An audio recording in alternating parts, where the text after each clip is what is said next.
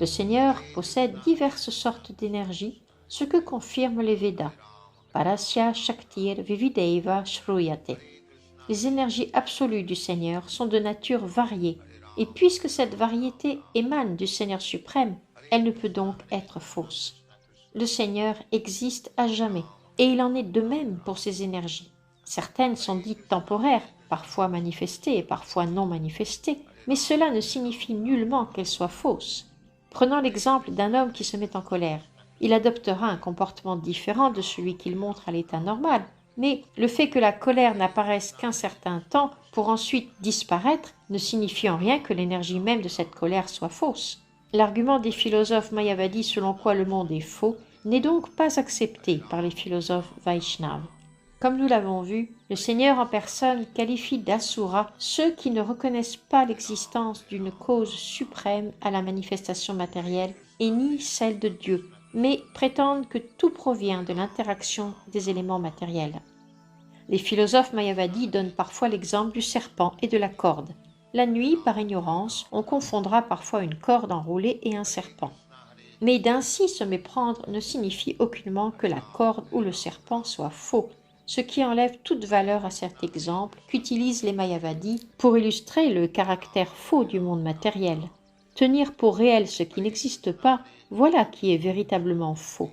Mais que l'on confonde deux objets n'implique en rien que ceci n'existe pas ou qu'il soit faux. Les philosophes Vaishnavas, eux, présentent un exemple fort approprié lorsqu'ils comparent le monde matériel à un pot de terre. On a rarement vu un pot de terre se métamorphoser de lui-même en quelque autre objet. Malgré sa nature éphémère, il n'en est pas moins utilisé pour transporter de l'eau et il s'agit bien toujours d'un pot de terre. Aussi, malgré sa nature transitoire, et bien qu'il diffère de son origine, la terre, on ne peut dire qu'il soit faux. Pour conclure, le pot de terre et la terre tout entière sont tous deux réels, car le premier est le produit du second. La Bhagavad Gita nous explique qu'après la dissolution de la manifestation cosmique, l'énergie universelle pénètre en Dieu, la personne suprême, lequel existe à jamais avec ses diverses énergies. Puisque la création matérielle émane de lui, elle n'est donc pas le produit du néant. Krishna n'est pas néant. Lorsque nous parlons de Krishna, il existe avec sa forme, ses attributs, son nom, son entourage. Krishna n'a donc rien d'impersonnel. La cause originelle de toute chose ne saurait être néant ni impersonnel, mais la personne suprême.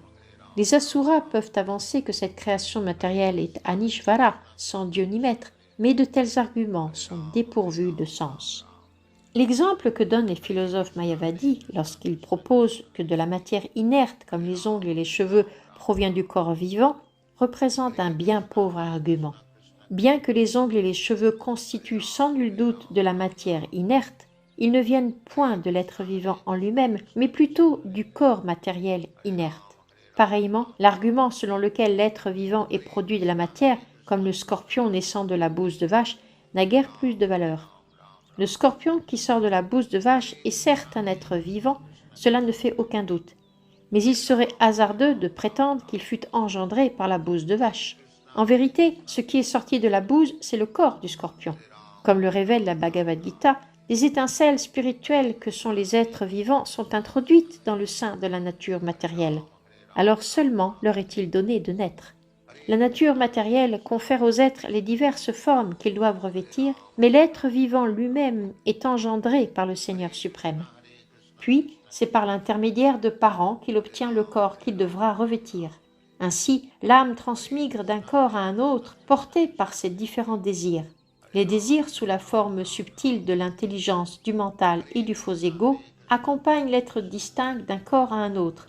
Par la force d'une volonté supérieure, l'être distinct se voit placé dans la matrice d'une mère où il développera un certain type de corps matériel conforme à ses désirs. Ce n'est donc pas que l'âme spirituelle provienne de la matière, mais celle-ci doit revêtir un type de corps particulier selon le dessein d'une volonté supérieure. Dans notre présente existence en ce monde, nous observons que l'univers est constitué de matière et d'esprit, et que l'esprit anime la matière. L'âme distincte et la matière représentent donc diverses énergies du Seigneur suprême. Et puisque ces deux énergies proviennent de l'être éternel souverain, de la vérité suprême, elles sont bien réelles et non fausses. Fragment du suprême, l'âme distincte connaît également une existence éternelle. Il ne peut donc être question pour elle de naissance ou de mort. Les dites naissance et mort n'ont lieu qu'en raison du seul corps matériel. Les mots védiques Sarvam Kvam Idam Brahma indiquent que puisque les deux énergies émanent du Brahman suprême, toute chose dont nous avons l'expérience ne diffère en rien du Brahman. Il existe nombre d'arguments en ce qui touche à l'existence du monde matériel, mais la conclusion philosophique Vaishnava s'avère la meilleure d'entre toutes. L'exemple du pot de terre est fort approprié. La forme du pot de terre est certes temporaire, mais elle remplit néanmoins une fonction spécifique. Elle sert à contenir une substance liquide. De même, ce corps matériel, bien que temporaire, il a un usage particulier. Depuis le début de la création, l'être vivant se voit donner la chance d'évoluer à travers d'innombrables formes matérielles, selon les désirs qu'il a chéris de temps immémoriaux. La forme humaine offre à l'âme distincte l'avantage marquant de pouvoir posséder une conscience supérieure.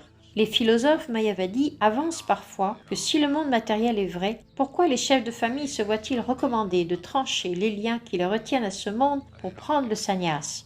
Mais le philosophe Vaishnava a une vision différente du sannyas. Ce n'est pas que le monde est faux et que l'on doit donc abandonner l'activité matérielle. Le sannyas Vaishnava a pour principe de faire un juste usage de toute chose. Srila Rupa Goswami a énoncé 2 formules servant à nous guider dans nos rapports avec le monde matériel. Lorsque le Vaishnava renonce à un mode de vie matérialiste pour adopter le sannyas, ce n'est pas parce qu'il tient le monde matériel pour faux, mais plutôt parce qu'il souhaite se consacrer entièrement à tout utiliser au service du Seigneur. Srila Rupa Goswami a donc tracé la voie suivante. Il faut être détaché du monde matériel car l'attachement à la matière n'a aucun sens. Puisque le monde matériel tout entier, la manifestation cosmique dans son ensemble, appartient à Dieu, à Krishna, toute chose doit être utilisée pour lui. Le bhakta se doit donc de demeurer détaché des objets matériels. Tel est le but du sannyas Vaishnava. L'homme à l'esprit matérialiste s'accroche au monde pour le plaisir des sens. Mais le sannyas Vaishnava, sans rien utiliser pour son propre plaisir, lui, connaît l'art d'employer toute chose au service du Seigneur. Srila Rupa Goswami a donc réprouvé les sannyasis mayavadis car ils ignorent que toute chose est destinée à un usage déterminé dans le service du Seigneur et qu'à l'opposé, ils tiennent le monde pour faux, se croyant ainsi à tort libérés de la souillure matérielle.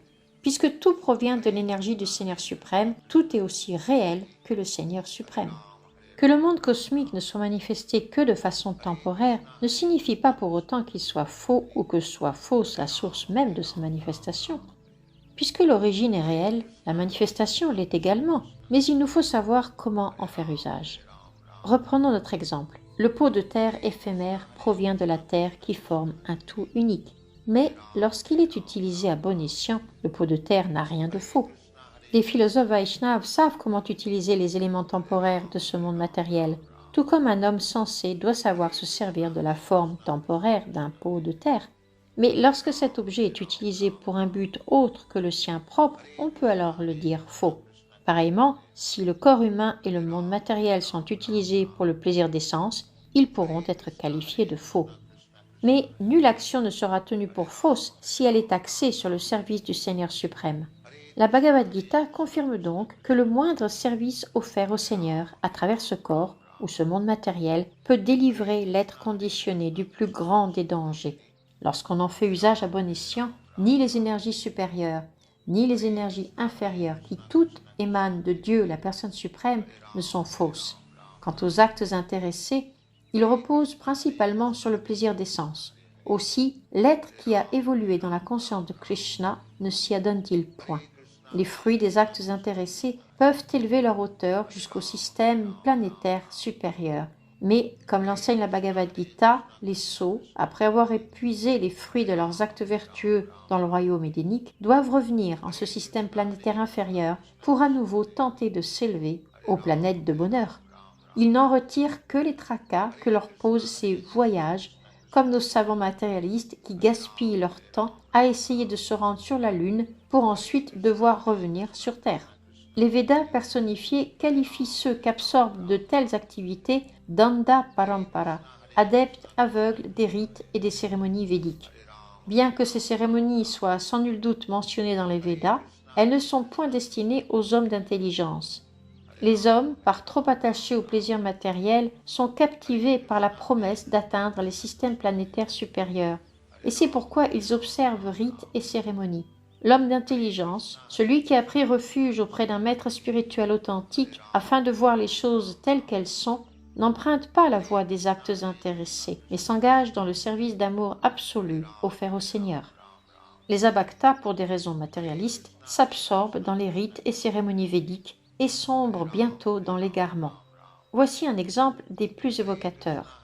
Un homme doté d'intelligence, ayant en sa possession des millions d'euros en espèces, ne fait pas que collectionner des billets de banque, même s'il est conscient du fait qu'après tout, ces derniers ne sont rien d'autre que du papier. En effet, celui qui possède autant de billets n'a entre ses mains qu'un bon paquet de papier, mais n'en jouit pas moins d'un bon pouvoir d'achat. De même, bien que ce monde matériel soit faux, tel du papier, on peut aussi l'utiliser à bon escient. Du fait que ces billets de simple papier ont été mis en circulation par le gouvernement, ils prennent ainsi leur pleine valeur. Il en est de même pour ce monde. Qu'il soit faux ou temporaire, il prend sa pleine valeur du fait qu'il vient du Seigneur suprême. Le philosophe Vaishnava reconnaît donc la pleine valeur du monde matériel et sait comment en faire un juste usage. Quand le philosophe Mayavadi, considérant à tort les billets du gouvernement pour quelques faux papiers, les rejette sans savoir les utiliser. Srila Rupa Goswami déclare donc que celui qui rejette l'univers matériel en le déclarant faux, sans tenir compte de son importance comme moyen de servir Dieu, la personne suprême, celui-là, son renoncement a fort peu de valeur. Celui qui, au contraire, connaît la valeur intrinsèque du monde matériel dirigé vers le service du Seigneur, qui n'est pas attaché aux choses de ce monde et y renonce en refusant d'en tirer parti pour son propre plaisir, celui-là est établi dans le véritable renoncement. Ce monde est une manifestation de l'énergie matérielle du Seigneur. Il est donc réel et n'a rien de faux, comme le concluent certains en utilisant l'exemple du serpent et de la corde. Les Védas personnifiés poursuivirent. À cause du caractère instable de son existence temporaire, la manifestation cosmique semble fausse aux yeux des hommes d'intelligence moindre. Les philosophes mayavadis jouent sur la nature précaire de la manifestation cosmique pour tenter de prouver que le monde matériel est faux. Selon l'enseignement védique, ce monde n'existait pas avant que ne survienne la création, non plus qu'il n'existera après la dissolution cosmique. Les adeptes de la philosophie du néant profitent de cette assertion védique pour en déduire que la cause du monde matériel est le néant. Mais que disent les Védas? Ils définissent la source de la création et de la dissolution par les mots Yato va imani bhutami jayante, celui dont a émané la manifestation cosmique et en qui tout se fondera après l'annihilation. Le Vedanta Sutra, de concert avec le premier verset du Srimad Bhagavatam, confirme cette vérité par le mot Janmadhyasya, celui de qui tout émane. Ensemble, ces assertions védiques indiquent que la manifestation cosmique a pour cause Dieu, la personne suprême, en qui elles se font également lors de l'annihilation finale. Ce que vient aussi confirmer la Bhagavad Gita, la manifestation cosmique est créée pour être dissoute à nouveau et se fondre enfin dans l'existence du Seigneur suprême.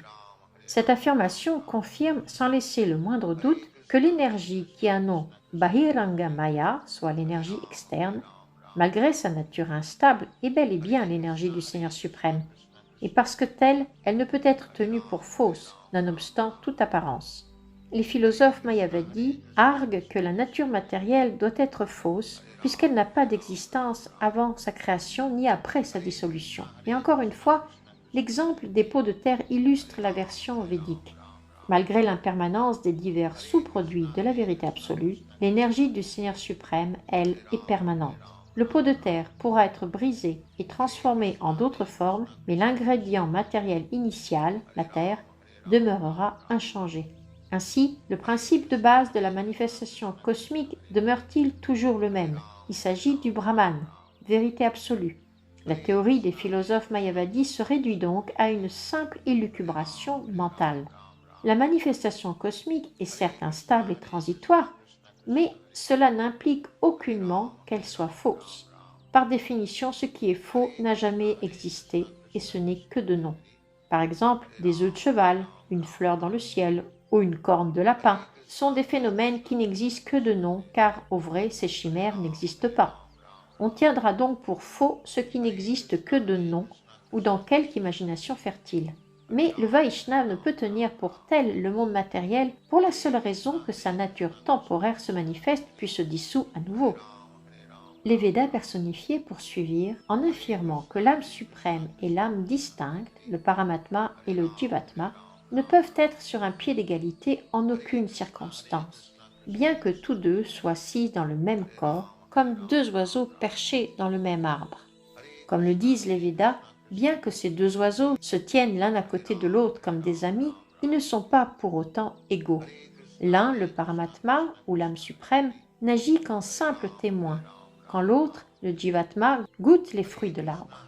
Lorsque se manifeste le cosmos, le Jivatma, l'âme distincte, apparaît dans la création sous différentes formes en fonction de ses actes intéressés antérieurs, et du fait de l'oubli profond de sa véritable identité, il s'identifie à la forme particulière que lui ont attribuée les lois de la nature.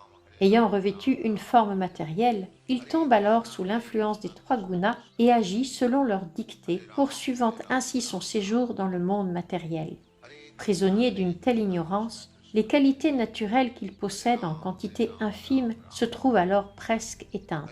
Celle de l'âme suprême ou de Dieu, la personne suprême, ne se trouve, elle, en rien diminuée, bien que le Seigneur apparaisse lui aussi en ce monde matériel.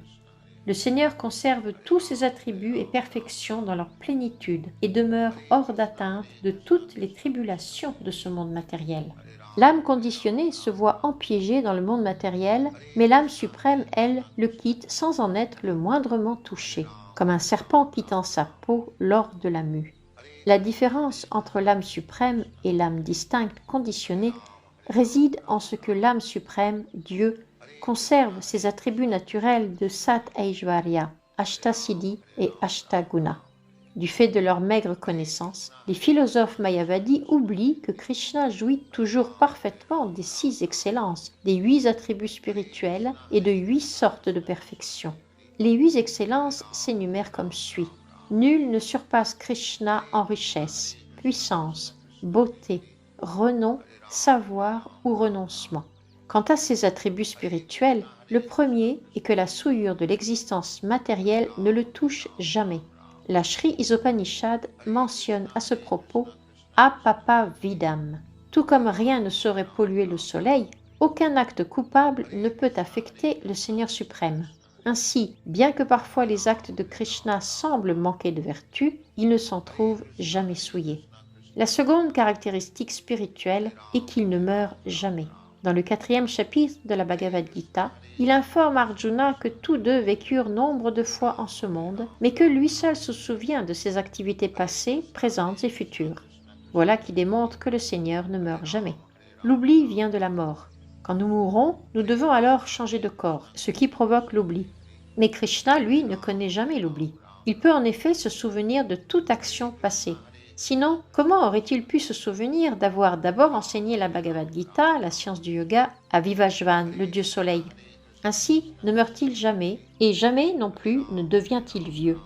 Bien qu'arrière-grand-père sur le champ de bataille de Kurukshetra, il n'avait rien d'un vieillard. Krishna ne peut être souillé par aucun acte coupable. Il ne meurt pas, ne vieillit pas, n'est jamais sujet à l'affliction, ne ressent ni la faim ni la soif. Tout ce qu'il désire est parfaitement juste et légitime. Tout ce qu'il décide ne peut être changé par personne. Tels sont les attributs spirituels et absolus de Krishna. De plus, il porte également le nom de Yogeshvara. Il jouit en effet de toutes les facilités que procurent les pouvoirs surnaturels, comme l'anima siddhi ou le pouvoir de devenir plus petit que le plus petit. La Brahma Samhita enseigne à cet effet que Krishna pénètre même dans l'atome, Andantarashta, Paramanu, Chayantarashtam. Et de même, en tant que Garbhodakashayi Vishnu, Krishna se trouve également présent au cœur de l'univers gigantesque, et il repose, allongé dans l'océan causal, sous les traits de Mahavishnu, dont le corps est si grand qu'à chaque souffle, une infinité d'univers émane de son corps. Ce pouvoir porte le nom de Mahima Siddhi. Krishna jouit également de la perfection dite lagima. Il peut se faire le plus léger. Comme l'enseigne la Bhagavad Gita, c'est du fait que Krishna pénètre en cet univers et au cœur des atomes que toutes les planètes flottent dans l'espace, ce qui explique le phénomène de l'apesanteur. Krishna jouit également de la perfection dite prapti. Il peut obtenir tout ce qu'il désire. Pareillement, il jouit de l'ishita, ou le pouvoir de tout régir. Ainsi porte-t-il le nom de Parameshvara, le maître suprême. Enfin, Krishna a pouvoir de placer tout être sous son influence, ce qui a un nom Vashita. Krishna se trouve ainsi doté de toutes les excellences, de toute qualité et attributs spirituels et de tout pouvoir surnaturel. Nul ne peut lui être comparé. La théorie des Mayavadis selon laquelle l'âme suprême et l'âme distincte sont égales ne peut être qu'un faux concept. Il est donc facile de conclure que Krishna seul est digne d'adoration et que tous les autres êtres vivants sont ses serviteurs. Cet entendement porte le nom de réalisation spirituelle. Toute autre réalisation de soi autre que cette réalisation, que cette relation de serviteur éternel de Krishna, ne peut être qu'influencée par Maya. En effet, le dernier piège de Maya consiste à inciter l'âme distincte à devenir l'égale de Dieu, la personne souveraine. Le philosophe mayavadi se prétend l'égal de Dieu, mais il ne peut toutefois expliquer le pourquoi de son conditionnement matériel. S'il est Dieu, comment peut-il succomber aux actes pécheurs et subir par là le joug du karma? Devant cette énigme, les mayavadis ne peuvent offrir de réponse convenable. En venir ainsi à penser que l'âme distincte est l'égale de Dieu, la personne suprême, représente un autre indice d'une existence axée sur le mal. Nul ne peut adopter la conscience de Krishna à moins d'être tout à fait libre de tout acte coupable. Le fait même que le Mayavadi prétend se fondre avec le Seigneur pour ne plus faire qu'un avec lui révèle qu'il n'est pas encore affranchi des suites de ses actes coupables. Le Srimad Bhagavatam qualifie ces personnes d'Avishuddha Bhudaya. Elles se croient libérées, bien qu'elles se pensent à la fois égales à la vérité absolue. En d'autres mots, leur intelligence n'est pas purifiée. Les Védas personnifiés expliquèrent qu'à moins que Yogi et Gyani ne s'affranchissent de leurs désirs coupables, leurs méthodes de réalisation spirituelle respectives ne connaîtront jamais le succès. Les Védas personnifiés poursuivirent. Ô Seigneur, si les saints hommes ne s'appliquent point à détruire toutes les racines de leurs désirs coupables, ils ne pourront vivre la présence de l'âme suprême, bien qu'elle se tienne aux côtés de l'âme distincte. On entend par samadhi ou méditation le fait de découvrir l'âme suprême à l'intérieur de soi-même. Mais celui qui n'est pas affranchi des suites de ses actes coupables ne pourrait contempler cette âme suprême. Si l'on possède un médaillon dans lequel se trouve enfermé un joyau, mais qu'on oublie l'existence de cette pierre, c'est tout comme si on ne la possédait point. De même, si l'être distinct pratique la méditation, mais sans vraiment percevoir la présence de l'âme suprême, on peut dire de lui qu'il a failli dans la réalisation de cette âme suprême. Ceux qui ont adopté la voie de la réalisation spirituelle doivent donc prendre bien garde de demeurer à l'abri de l'influence de Maya. Srila Rupa Goswami enseigne que le bhakta doit être tout à fait libre de tout désir matériel. Le bhakta ne doit pas être touché par les conséquences du karma et du jnana. Il lui faut seulement comprendre Krishna et combler ses désirs. Tel est le niveau de la pure dévotion. Les yogis en quête de pouvoirs surnaturels qui conservent des désirs impurs, visant le plaisir des sens, ne parviennent jamais à leur fin, pas plus qu'ils ne peuvent réaliser l'âme suprême sise en leur cœur. Ainsi, les pseudo-yogis et gyanis, qui ne font que perdre leur temps à poursuivre diverses formes de plaisir des sens, soit par spéculation intellectuelle ou par démonstration de pouvoirs surnaturels toujours limités, ne seront jamais libérés de l'existence conditionnée, mais poursuivront leur voyage à travers morts et renaissances successives.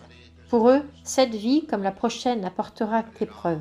Ces pécheurs subissent déjà en cette vie toutes sortes de tribulations, et du fait qu'ils demeurent imparfaits dans leur réalisation spirituelle, se verront davantage accablés de préoccupations dans leur vie suivante. Malgré tous leurs efforts pour atteindre la perfection, ces yogis, souillés par des désirs relatifs au plaisir des sens, continueront de souffrir en cette vie et dans la prochaine.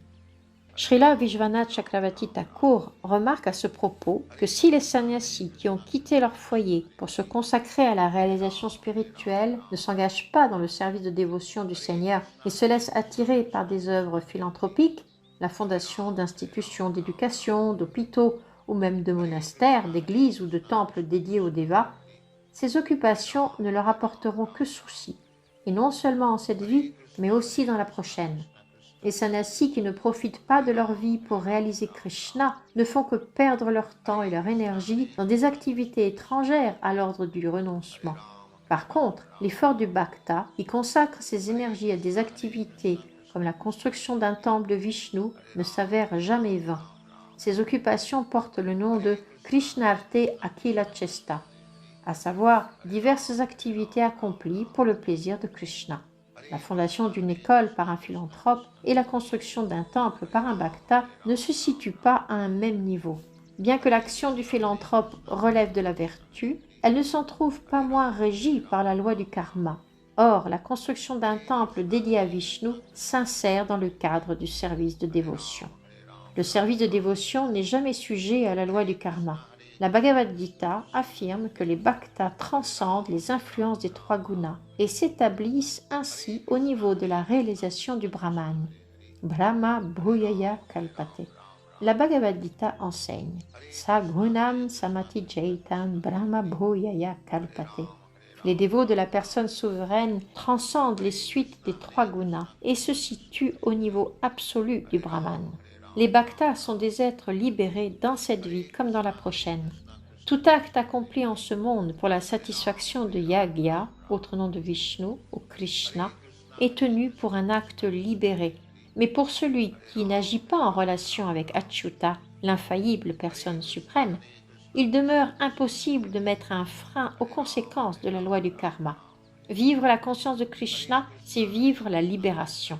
Bref, le bhakta, par la grâce du Seigneur, se trouve libéré en cette vie comme en la prochaine, quand le karmi, le gyani et le yogi ne le sont jamais, ni en cette vie, ni dans la prochaine. Les Védas personnifiés de poursuivre.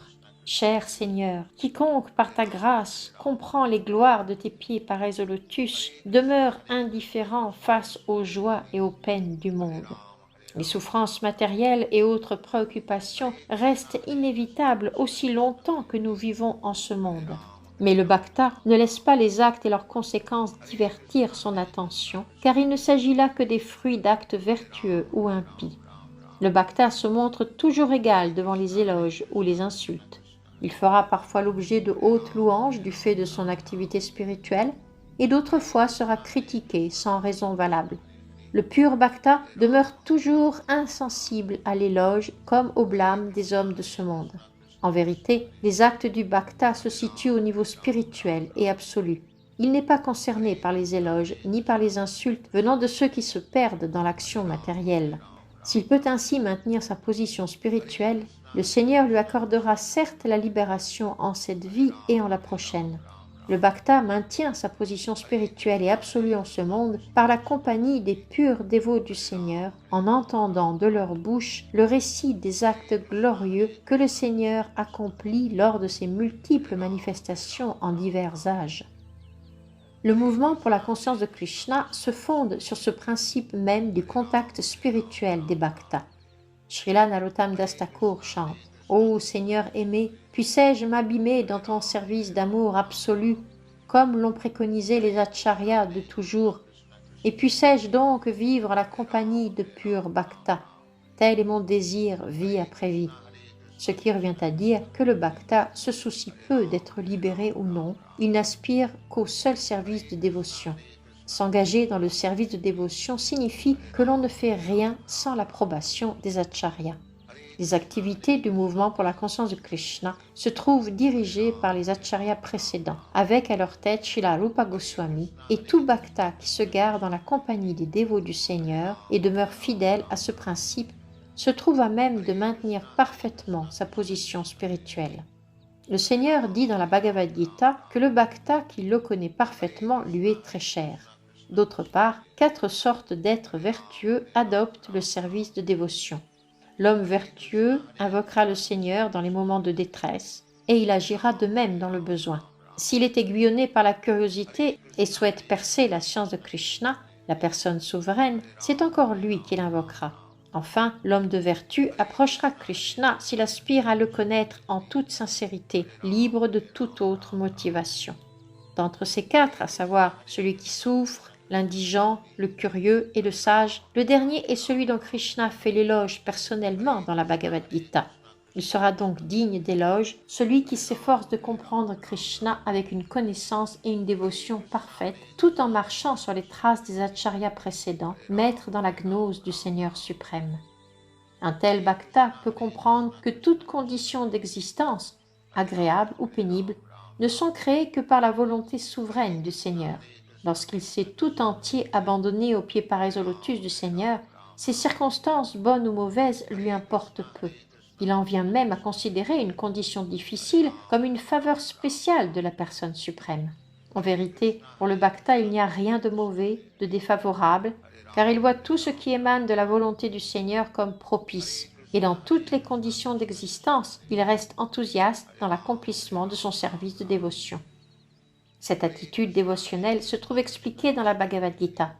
Le bhakta n'est jamais misérable lors de conditions d'existence difficiles, pas plus qu'il n'exulte devant les conditions favorables.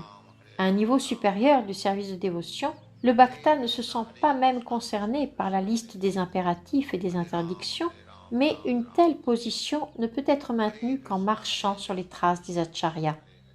Parce que le pur bhakta suit la voie tracée par les acharyas, tout acte accompli dans le cours de son service de dévotion se situe au niveau purement spirituel. Chez Krishna nous enseigne donc qu'un acharya échappe à toute critique. Le bhakta néophyte ne doit cependant pas se considérer au même niveau que l'acharya, car ceux-ci doivent être tenus pour des êtres hautement évolués, se situant à un niveau égal à celui de Dieu, la personne suprême. En tant que tel, ni Krishna ni son envoyé, l'acharya, ne doivent être sujets à la critique des bhaktas néophytes. Les Védas personnifiés vouèrent leur adoration à la personne suprême de diverses manières. Vénérer le Seigneur par la prière appelle le souvenir de ses attributs, divertissements et actes spirituels. Mais parce que les divertissements et attributs du Seigneur sont sans limite, il s'avère impossible de se souvenir de tous. Voilà pourquoi les Védas personnifiés vouèrent leur adoration au Seigneur au mieux de leur cœur et conclurent par les mots qui suivent. Ô Seigneur, bien que Brahma, le déva maître de la plus haute planète, Brahmaloka, le roi Indra, déva maître des planètes édéniques, ainsi que les dévas maîtres du soleil, de la lune, occupent tous des postes de haute confiance en ce monde matériel, ils ne te connaissent que fort peu. Que dire alors de la généralité des êtres humains et des élucubrateurs intellectuels? Nul ne peut énumérer les innombrables attributs spirituels de ta grâce. Aucun d'entre les spéculateurs intellectuels et les dévas des systèmes planétaires supérieurs ne peut véritablement comprendre ta forme, ni estimer l'excellence de tes caractéristiques. Nous pensons que même ta grâce ne jouit pas d'une connaissance parfaite de ses propres attributs spirituels, car tu es sans limite. Bien qu'il ne sied pas de dire que tu ne te connais point toi-même, il est cependant permis d'en déduire ainsi, car tes attributs et énergies sont sans limite, et il en va de même de ton savoir. Ainsi, existe-t-il une compétition sans fin entre ton savoir et l'expansion de tes énergies. Il nous faut donc comprendre que puisque le Seigneur est sans limite, et qu'il en est également de même de son savoir absolu, ce même savoir rivalise perpétuellement avec ses énergies, car tous deux se trouvent en évolution constante. Tous deux sont sans limite. Dieu est sans nul doute omniscient, mais les Védas personnifiés affirment que Dieu lui-même ne connaît pas chacune de ces énergies dans leur plénitude. Ceci n'implique en rien toutefois qu'il existe quelques failles dans l'omniscience du Seigneur. Lorsqu'une vérité reste inconnue d'une certaine personne, on qualifie généralement ce phénomène d'ignorance ou de manque de savoir. Ceci ne peut certes pas s'appliquer à Dieu, car il se connaît à la perfection. Il reste toutefois que ses énergies et ses actes s'accroissent sans cesse, et que, proportionnellement, le Seigneur doit donc accroître son savoir pour les comprendre tous. Tous deux grandissent sans fin, ce qui donne lieu à une compétition infinie. C'est donc dans ce sens qu'il est possible d'affirmer que même Dieu ignore l'étendue de ses propres énergies et attributs.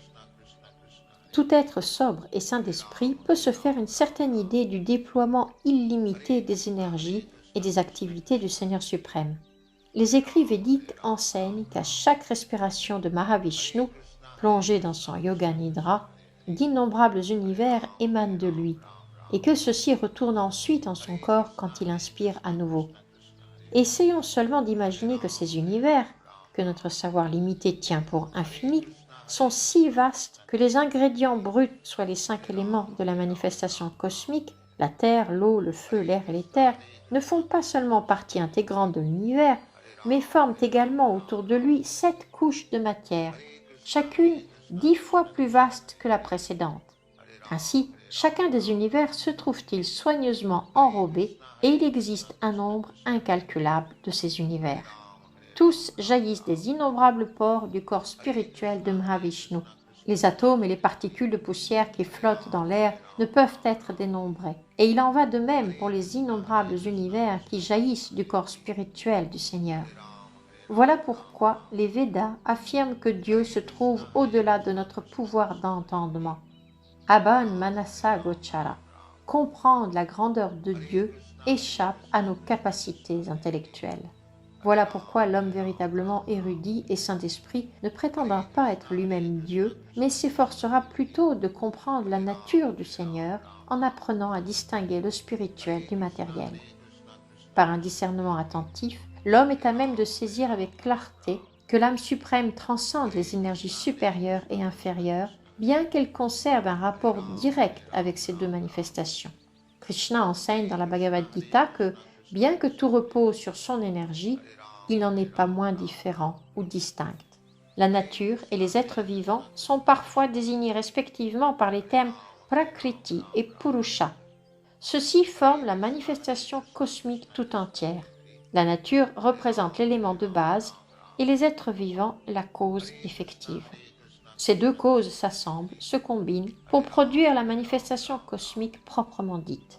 Lorsqu'un être est assez fortuné pour en venir à la juste conclusion en ce qui touche à cette manifestation cosmique et à l'action qu'elle engendre, il est sait alors directement comme indirectement issu de Dieu, la personne suprême. La Brahma Samhita affirme à ce propos « Ishvara Parama Krishna Satchitananda Vigraha Anadir Adi Govinda Sarva Karana Karanam » Après mûre réflexion et juste raisonnement, celui qui a atteint la perfection du savoir en vient à la conclusion que Krishna, Dieu, représente la cause originelle de toutes les causes. Au lieu d'élucubrer sur la grandeur de Dieu, sur ses dimensions, et au lieu de philosopher, mieux vaut se rendre à la conclusion de la Brahma Samhita. Sarva Karana Karanam. Krishna, Dieu, est la cause de toutes les causes. Telle est la perfection du savoir. Ainsi, le Vedashtuti, à Garbhodakashayi Vishnu par les Védas personnifiés, fut tout d'abord rapporté par Sanandana à ses frères, tous nés de Brahma par voie de succession disciplique. Au début de la création, Brahma engendra tout d'abord les 4 Kumaras, que l'on connaît depuis sous le nom de Purva Jata. Il est enseigné dans la Bhagavad Gita que Krishna représente le premier chaînon de la Parampara, la succession disciplique. De même, dans les prières des Védas personnifiés, il nous faut comprendre que la Parampara commence par Narayan Rishi, manifestation divine de la personne suprême, et garder à l'esprit que ce Vedashtuti est rapporté par Kumara Sanandana, puis transmis par Narayan Rishi à Bodhi Ashram.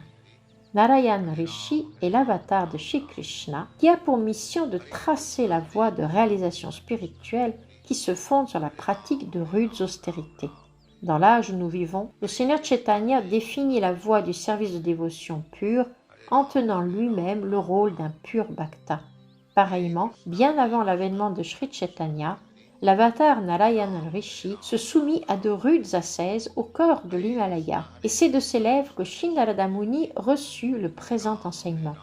Ainsi, parmi les assertions de Narayana Rishi à Narada Muni, telles que les rapporte Kumara Sanandana sous la forme du Vedashtuti, il découle à l'évidence que Dieu est suprême et que tous les autres sont ses serviteurs. Le Chaitanya Charitamrita ajoute « Ekala Ishvara Krishna ». Krishna est l'unique Seigneur souverain. Puis Ara Sarva Bhritya. Tous les autres sont ses serviteurs. Et encore Yare yaishe nachaya setaishe kare nritya. Tous les êtres vivants sont engagés selon le désir du Seigneur en différentes activités, manifestant ainsi diverses aptitudes et inclinations. Ce Vedashtuti représente donc l'enseignement originel de ce qui touche à la relation qui unit l'être distinct et Dieu, la personne suprême. Le plus haut niveau de réalisation auquel peut parvenir l'être vivant réside donc dans cette attitude dévotionnelle. Or, nul ne peut s'engager dans la vie dévotionnelle, dans la conscience de Krishna, à moins d'être tout à fait libre des souillures matérielles. Narayan Rishi informa Narada Muni de ce que l'essence de tous les Védas et écrits védiques, nommément les 4 Védas, les Upanishads, les Puranas, réside dans l'offrande de notre service d'amour spirituel au Seigneur. À ce propos, Narayan Rishi fit usage d'un terme bien précis, rasa. Dans le service de dévotion, ce rasa sert d'intermédiaire ou de principe fondamental sur lequel s'établit l'échange d'une relation entre le Seigneur et l'être distinct. Les Védas qualifient également le rasa d'Ishavasya. Le Seigneur suprême représente la fontaine de tout plaisir. L'ensemble de tous les écrits védiques, les Puranas, les Védas, les Upanishads, le Vedanta Sutra révèle aux êtres distincts la façon d'atteindre au niveau du rasa.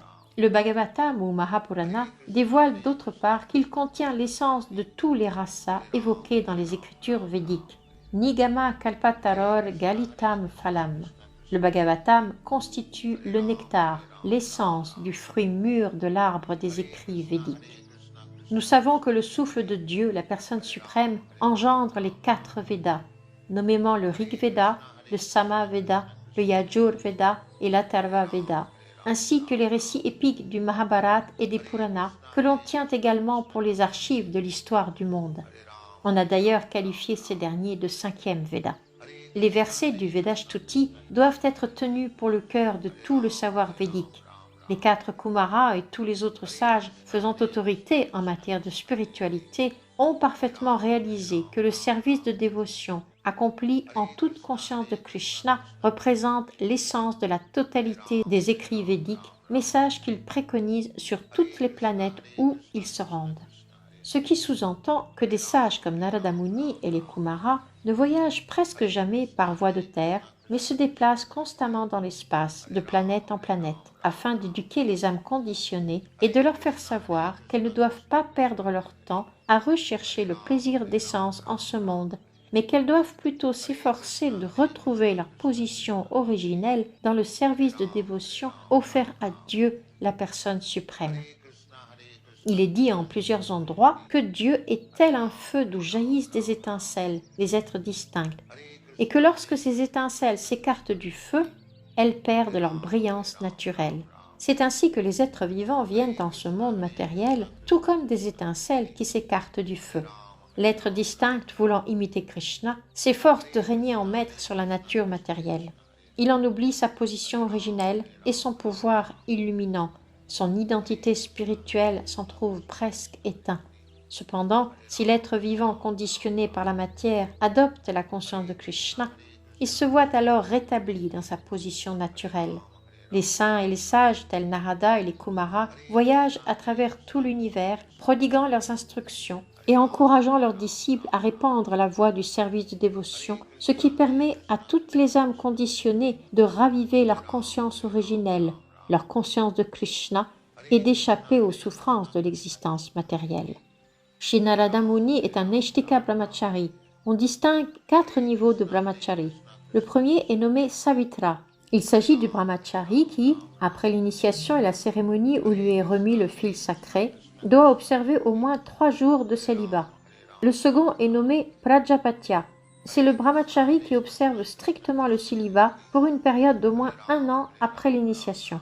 Le troisième, le Brahma Brahmachari, observe le célibat depuis le moment de l'initiation jusqu'à celui où il complète ses études des écrits védiques. Et le quatrième, nommé Neshtika Brahmachari, observe le célibat tout au long de son existence.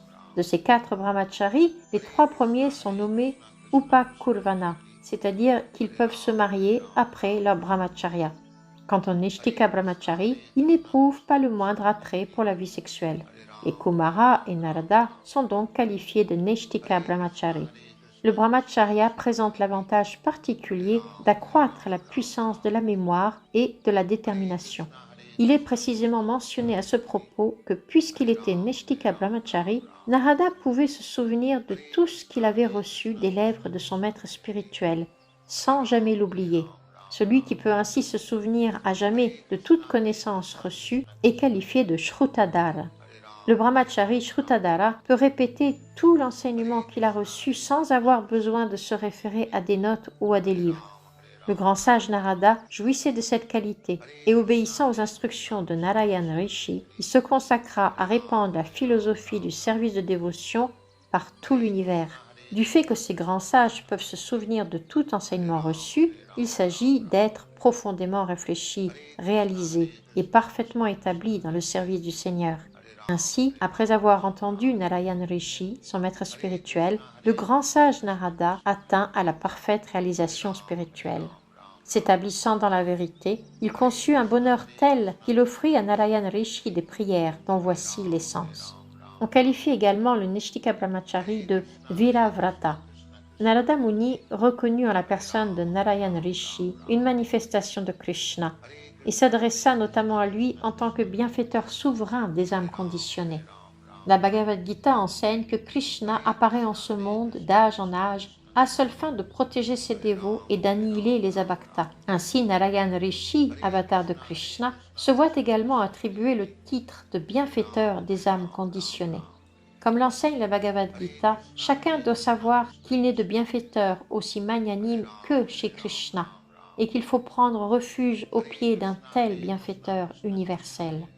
Fort du savoir qu'il existe quelqu'un qui puisse le protéger en toutes circonstances, l'être distinct trouve alors une paix et une sérénité parfaite. Krishna, ses avatars et ses émanations plénières se font les bienfaiteurs souverains des âmes conditionnées. Mais Krishna, lui, est le bienfaiteur même des asuras. En effet, il accorda la libération à tous les asuras qui tentèrent de le tuer à Vrindavan. Aussi, les actes de bienfaisance de Krishna revêtent-ils un caractère absolu. Qu'il anéantisse un asura ou couvre un bhakta de sa protection, chacun de ces actes demeure absolu. La sorcière Putana, par exemple, fut élevée à la même position que la mère de Krishna. Lorsque Krishna donne la mort à un asura, il faut savoir que celui-ci s'en trouve souverainement béni. Toutefois, le Seigneur protège toujours son pur dévot. Après avoir offert ses respects à son maître spirituel, Narada Muni se rendit à l'ashram de Vyasadeva et conféra l'enseignement qu'il avait reçu à son disciple. Lorsque Vyasadeva eut reçu Narada selon les usages en lui offrant un siège, celui-ci se mit à narrer ce qu'il avait entendu des lèvres de Narayana Rishi. Shukadeva Goswami révéla donc à Maharaj Parikshit les réponses à ces questions concernant l'essence du savoir védique et le but ultime des Védas. Le but suprême de l'existence est de rechercher les bénédictions absolues de Dieu, la personne suprême, et de consacrer sa vie à le servir avec amour. Il nous faut donc marcher sur les traces de Shukadeva Goswami et de tous les Vaishnavas de la lignée disciplique et offrir notre hommage respectueux à Shri Krishna, Dieu, la personne suprême, Hari.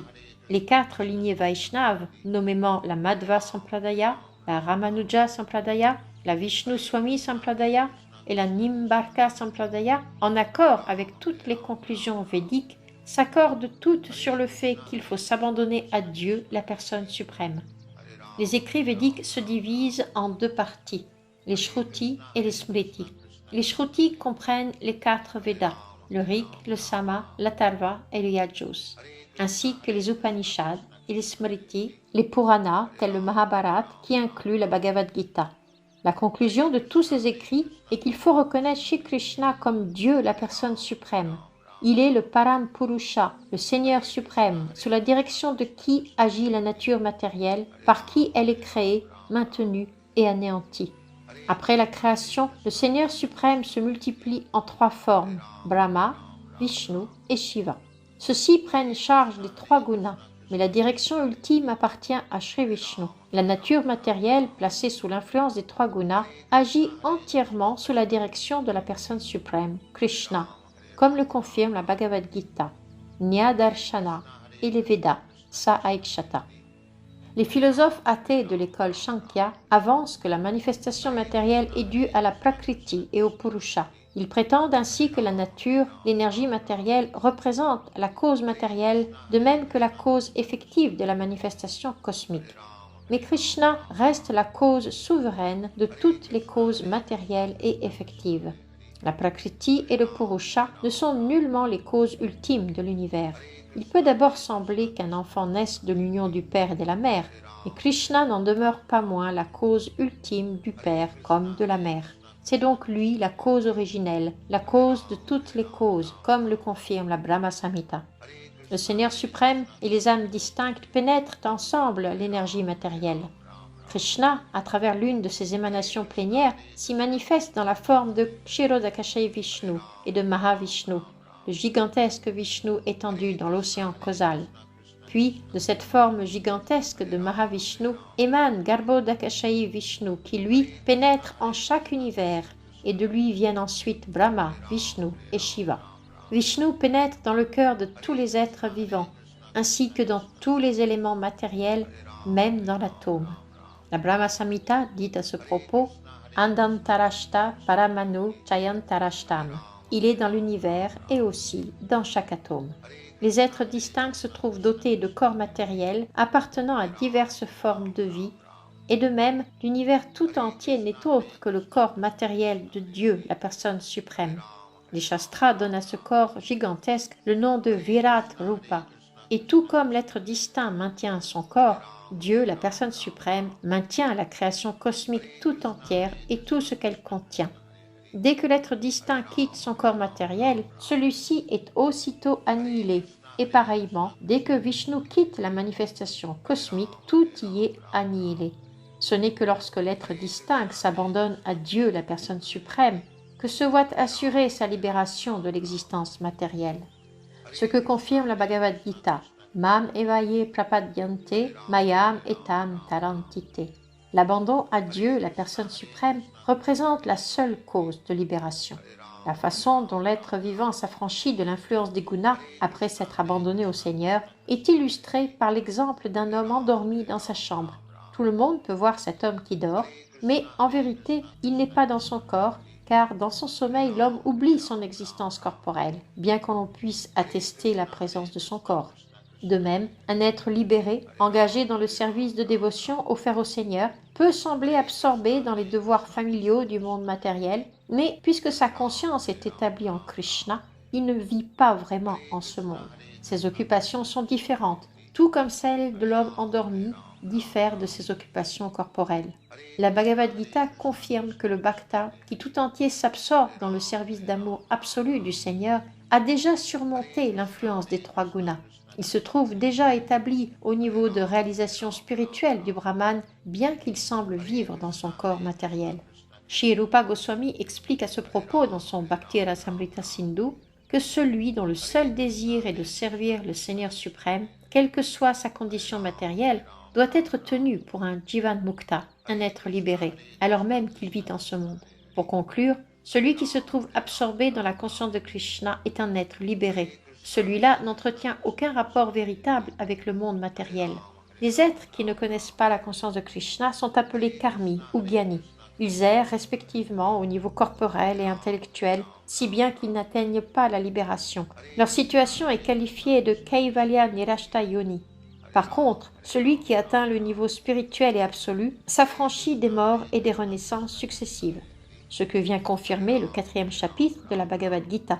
Le simple fait de connaître la nature absolue de Krishna, Dieu la personne suprême, libère des chaînes du cycle des morts et des renaissances. Lorsqu'il quitte son corps matériel, l'être libéré retourne alors en sa demeure originelle, le royaume de Dieu. Telle est la conclusion générale des Védas. Après avoir compris le sens des prières offertes par les Védas personnifiés, il va du devoir de chacun de s'abandonner aux pieds paréso-lotus de chez Krishna.